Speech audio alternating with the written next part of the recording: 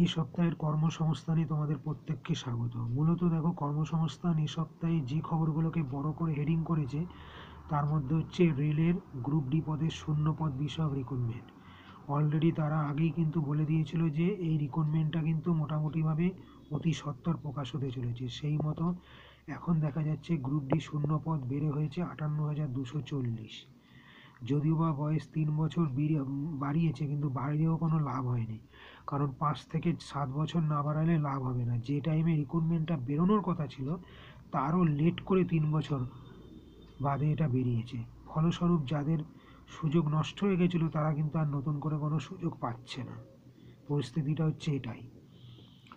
পিএসসির মাধ্যমে রাজ্য সরকারের শিক্ষক, ইন্সপেক্টর এবং অফিসার, এইখানে একাধিক রিক্রুটমেন্ট আছে। সহশিক্ষিকা, motor vehicle inspector, development officer, livestock assistant, surveyor এবং কেমিস্ট। পাশাপাশি দেখো, দিল্লির সাব অর্ডিন্যান্স সার্ভিস সিলেকশন বোর্ডে 432 জন শিক্ষক শিক্ষিকা নেওয়া হচ্ছে। এই ধরনের একটা রিক্রুটমেন্ট কিন্তু কর্মসংস্থান বড় করে প্রকাশ করেছে 212 অ্যাসিস্ট্যান্ট সুপারিনটেন্ডেন্ট রিক্রুটমেন্টেরও কিন্তু আর একটা খবর সেন্ট্রাল বোর্ড অফ সেকেন্ডারি এডুকেশনের তরফে। পাশাপাশি দেখো, এইচডিএফসি ব্যাংকে 500 প্রবেশনারি অফিসার পদের একটা রিক্রুটমেন্টের খবরও কিন্তু আইবিপিএস এর তরফে প্রকাশ করা হয়েছে।